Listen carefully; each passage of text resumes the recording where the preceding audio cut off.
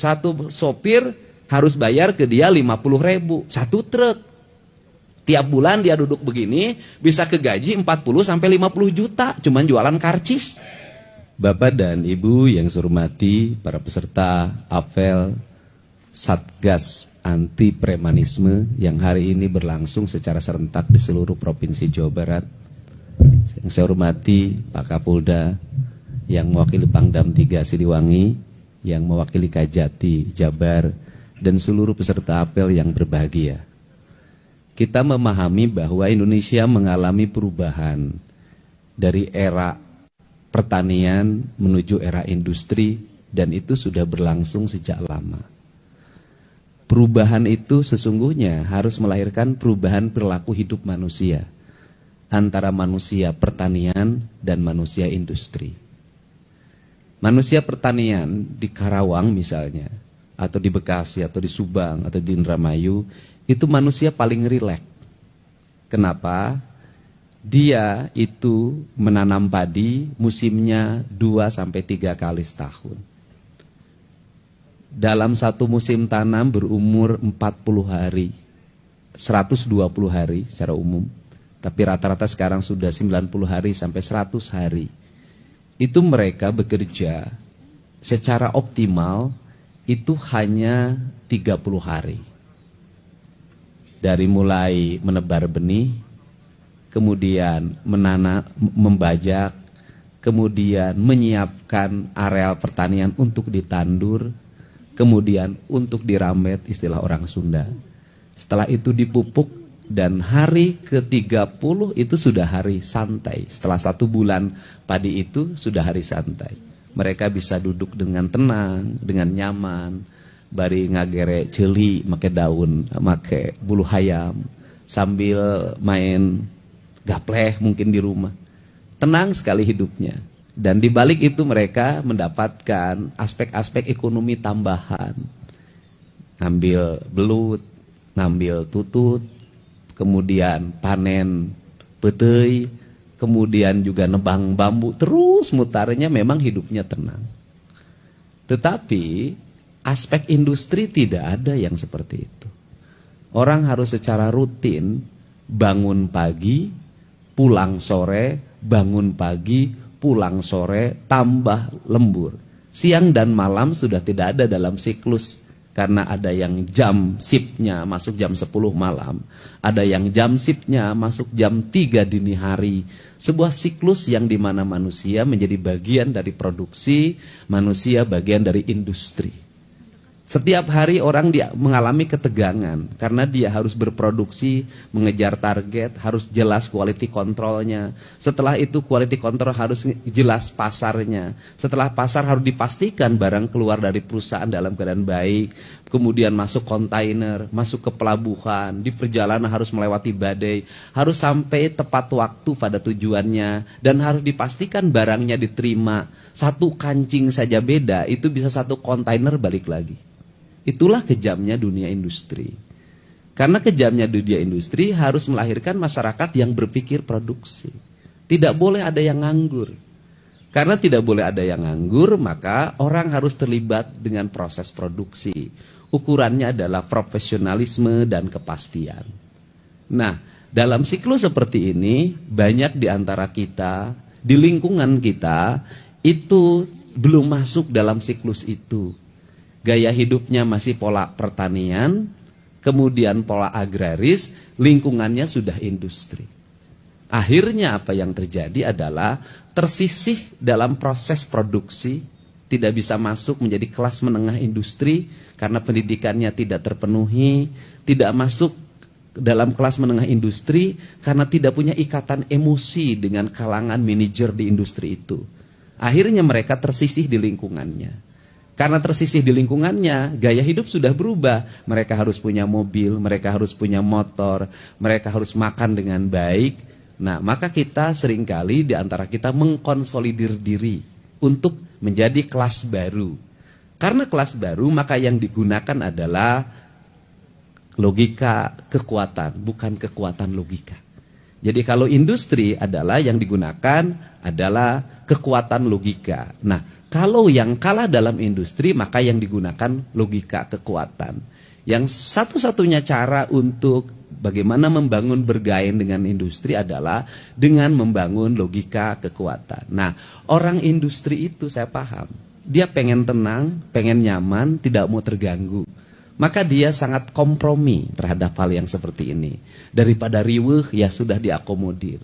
Karena daripada riweuh diakomodir, makin lama makin membesar, dan akhirnya menjadi kekuatan yang besar. Ketika kekuatan yang besar, maka dunia industri mendapat tawaran baru. Di tempat saya, tanahnya lebih murah, pajaknya lebih rendah, di tempat saya lebih nyaman, jaminannya lebih nyaman. Maka orang industri mulai berpikir lagi kalkulasi ekonomi. Daripada di tempat ini riweuh, sudah pajaknya tinggi, di luar pajak ada pajak-pajak lagi yang itu diatur dalam berbagai aturan yang sebenarnya bertentangan dengan undang-undang, maka orang industri pergi dan lari. Kalau orang industri sudah pergi lari ke tempat lain, maka di daerah tersebut tanahnya sudah tidak subur, jumlah orang sudah sangat banyak, kontrakan tidak ada yang laku, pedagang sudah tidak laku, maka terjadi kebangkrutan lingkungan. Saya tuh ngalamin dari orang-orang kaya di kalangan industri, saya sampai bungkusin beras 5 kiloan tiap hari saya kirimin. Untuk apa? Untuk mereka tidak jangan sampai tidak makan, mereka harus makan. Ini yang terjadi. Ini problem. Nah, kenapa saya menyoroti ini? Ini harus diselesaikan karena dalam jangka panjang ini bisa membangkrutkan premanisme itu.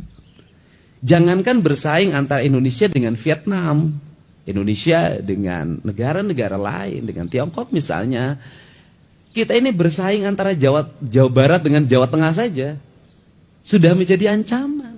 Kenapa? Masuk Jawa Tengah, Kendal, tanahnya dibuka oleh Pak Jokowi waktu itu adalah tanah milik negara, perusahaan.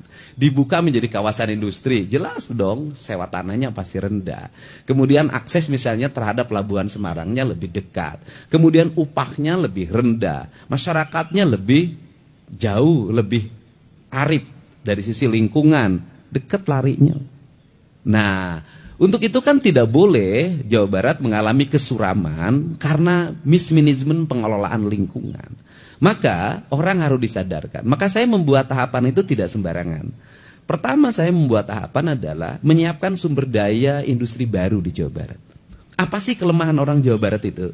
Kelemahan Jawa Barat itu ada ITB, tapi orang Jawa Barat kurang yang di ITB itu. Jadi orang Jawa Barat tuh di matematika, di fisika, di kimia, di teknik elektro tuh agak rendah. Untuk itu saya mendorong hari ini untuk anak-anak Jawa Barat, satu kursus sudah saya siapin tuh.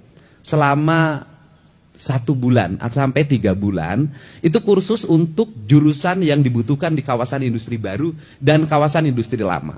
Jurusannya otomotif, kemudian elektro dan sejenisnya, fashion. Nah, ini yang pertama. Kemudian yang kedua, saya juga mendorong menyiapkan tenaga kelas baru, yaitu dengan membuat pola pendidikan diploma 4. Ya, D4 itu ada, yang itu nanti dimasukin ke sekolah manajer. Mereka dididik bagaimana cara bangun, cara nyiapin sepatu, cara melipat baju, cara pakai dasi, cara jalan, cara bicara, cara membungkukkan badan, karena calon orang manajer itu disiapin. Nah, targetnya apa? Targetnya adalah dalam waktu, dan satu lagi S1 ya. Kemudian dalam waktu kurun 5 tahun ke depan, maka mereka nanti akan mengisi ruang-ruang industri, bukan hanya di pabrik atau industri di Jawa Barat. Mereka akan ngisi di BUMN. Mereka akan mengisi di negara-negara lain yang nanti lahir kelas menengah baru. Sehingga nanti Jawa Barat itu adalah sumber inspirasi bagi tenaga kerja teknik engineering. Nah, kelemahan Indonesia, kelemahan Jawa Barat itu tenaga engineering tidak dibuat perencanaan yang matang. Tiongkok engineeringnya banyak sekali, Amerika banyak sekali, India banyak sekali, Korea banyak sekali. Indonesia ini banyakkan sarjana sosial jurusannya, dan jurusan sarjana sosial tidak berubah-ubah itu. Fakultas ekonomi dari dulu begitu, fakultas hukum dari dulu begitu, fakultas administrasi negara dari dulu begitu, kan gitulah. Nah, sehingga itu kebanyakan menjadi pelanggarnya ASN. Kalau ASN tidak terikat, yang penting sarjana nanti kenaikan golongan jabatan gampang ukurnya. Nah, tapi kalau di tenaga-tenaga teknik seperti ini nggak bisa dengan pola seperti itu. Nah, sehingga ada yang disebut dengan revolusi pendidikan culture Jawa Barat, sehingga perubahan struktur pendidikan dan perubahan perilaku. Nah, sehingga apa sih yang hiripkan? Anak-anak generasi kita baru nanti itu yang ada di lingkungan industri, itu mereka jadi tenaga kelas menengah baru. Kalau sudah jadi tenaga kelas menengah baru, bagaimanapun di dunia industri itu ikatan emosional itu ada. Kalau dia misalnya menjadi manajer personalia orang kampung A, maka sekampung itu akan dibawa. Saya paham itu. Nah, untuk itu harus banyak dilahirkan. Nah, selain itu, apa sih untuk menurunkan angka premanisme di kalangan industri itu adalah membuat bursa kerja. Ini yang saya tadi sudah menghubungi orang untuk segera menyiapkan. Bagaimana menyiapkannya adalah ada pabrik, ada lingkungan desa, ada lingkungan kecamatan. Di lingkungan kecamatan ini calon tenaga kerja barunya harus segera terdata. Kalau ada lowongan ini nggak usah rame-rame teriak kemana-mana. Cukup ini nyari di bursa kerja ini kualifikasinya, kemudian diundang, dilakukan wawancara, tes segala macam. Setelah positif banget dia diterima, kemudian suruh nyuruh dibikin persyaratan.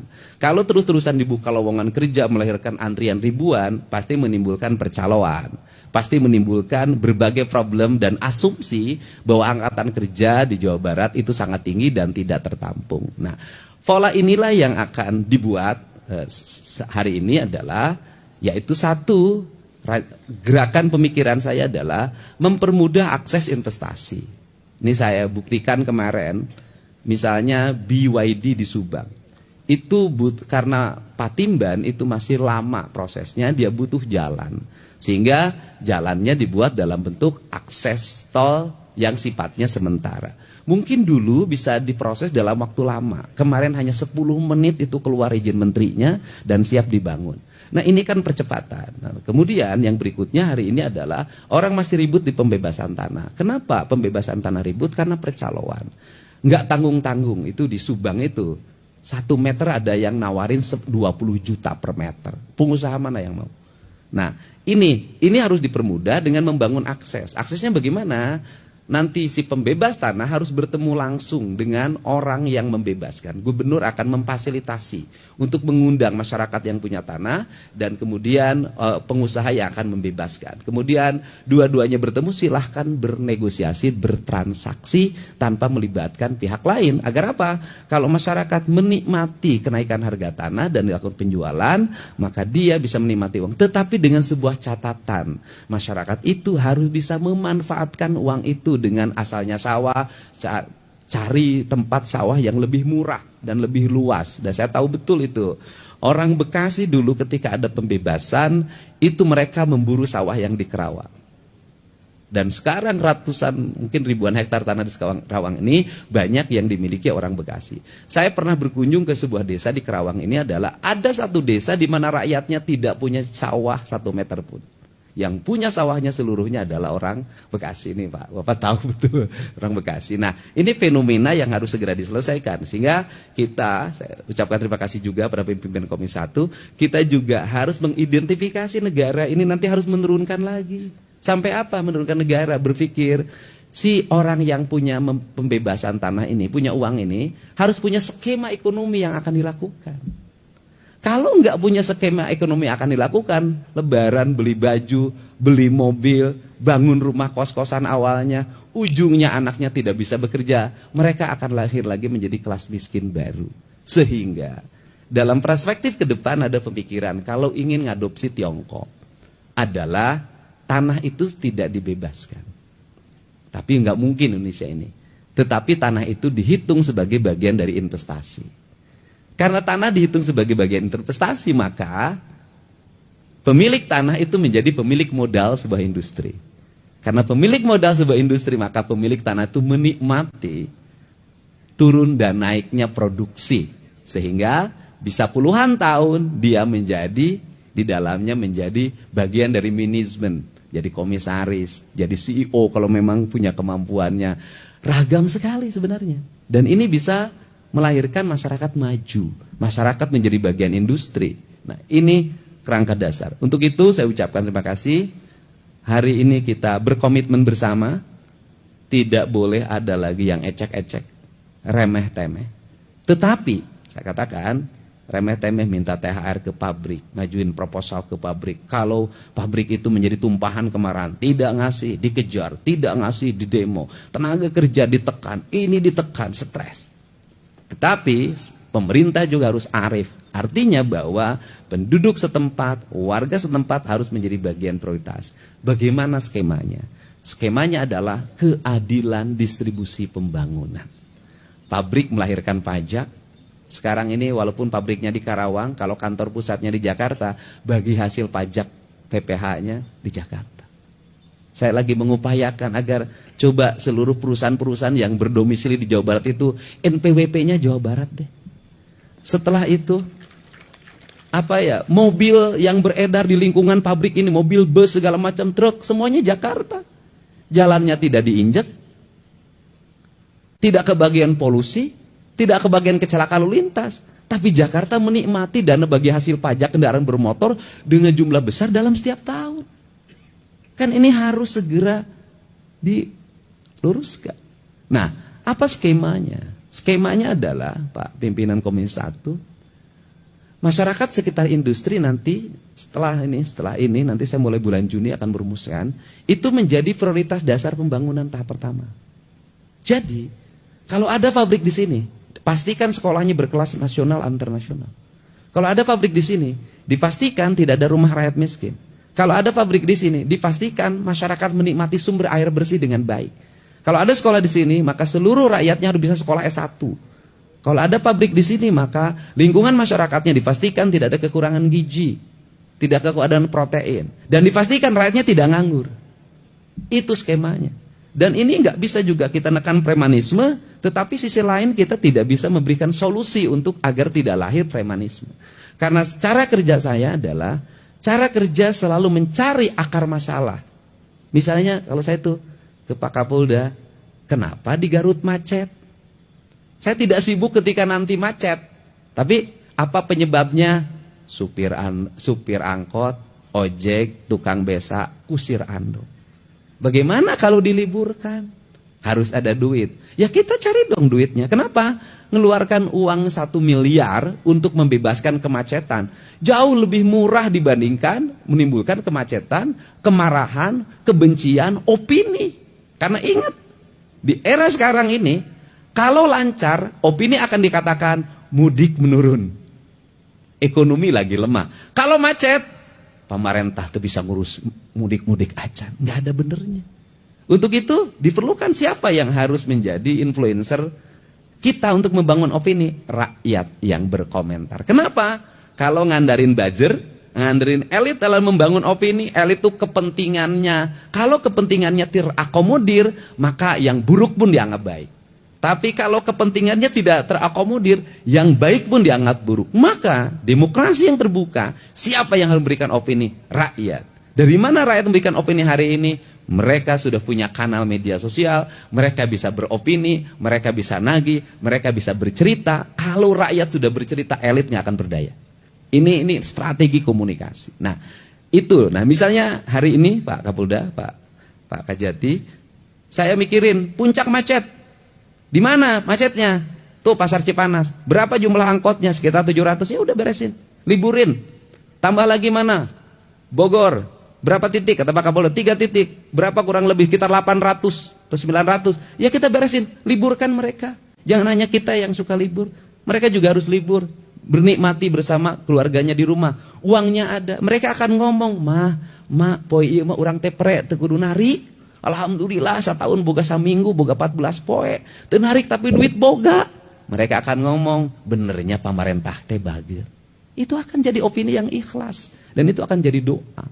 Nah, ini yang akan dibuat kerangka kerja ini. Dan sehingga siklusnya nanti kita berjalan. Dan pembelajaran yang tahun sekarang itu akan menjadi pembelajaran untuk tahun depan. Sehingga penyusunan anggaran tahun depan harus memperhitungkan apa yang terjadi pada tahun ini. Sehingga siklus pemerintah itu makin sempurna perjalanannya. Untuk itu saya ucapkan terima kasih. Semoga kita semua mendapat perlindungan Allah Subhanahu wa Ta'ala. Dan hari ini juga saya mengucapkan terima kasih pada seluruh jajaran Polda Jabar, Polda Metro Jaya, Kodam 3 Siliwangi, Kodam Jaya, Kejaksaan Tinggi Jawa Barat dan para kajari semuanya, para kasipidsus, kasipidum yang sudah bekerja dengan baik. Tiap malam saya selalu mendapat laporan, karena Pak Kapolda izin saya berakses langsung dengan para kasat serse. Laporan tentang iyo ditangkap, iyo ditangkap, iyo ditangkap. Tepira satu sopir harus bayar ke dia 50.000 satu truk. Tiap bulan dia duduk begini bisa kegaji 40 sampai 50 juta cuman jualan karcis. Tepira satu titik, berapa titik? Nah, kalau ini dibersihkan, nanti di Jawa Barat menikmati jalannya mulus, rumah-rumah rakyatnya aralus, listriknya menyala, terang, petugasnya ada dalam setiap sudut, masyarakatnya nyaman. Opini akan terbangun sendiri nanti bahwa Jawa Barat adalah provinsi yang paling ramah investasi. Tapi investasinya adalah investasi yang sesungguhnya yang melahirkan regulasi ekonomi. Karena apa? Kelemahan di Jawa Barat, urang Jawa Barat teh babari kaolo, babari katipu, sehingga di Jawa Barat itu banyak sekali korban investasi bodong, kan gitu. Itu yang terjadi. Untuk itu saya ucapkan terima kasih. Selamat menjalankan Hari Raya Idul Fitri 1 Syawal 1446 Hijriah, dan saya juga mengucapkan terima kasih pada seluruh petugas tenaga kesehatan, BPBD, Satuan Polisi Pamong Praja, Polri, TNI, dan seluruhnya yang pada saat orang lain menikmati kebahagiaan bersama keluarga, ngadulag, jalan-jalan belanja, besoknya makan kupat bersama keluarga ngariung setelah sholat id, Bapak, Ibu semua yang bertugas tidak menikmati itu. Ada panona selalu melihat ke setiap sudut, takut ada kemacetan, takut ada kejahatan, dan itu menurut saya ibadah terbesar yang dilakukan oleh seorang aparat. Untuk itu saya ucapkan terima kasih. Wallahu muwaffiq ila aqwamit thoriq. Assalamualaikum warahmatullahi wabarakatuh. Sampurasun.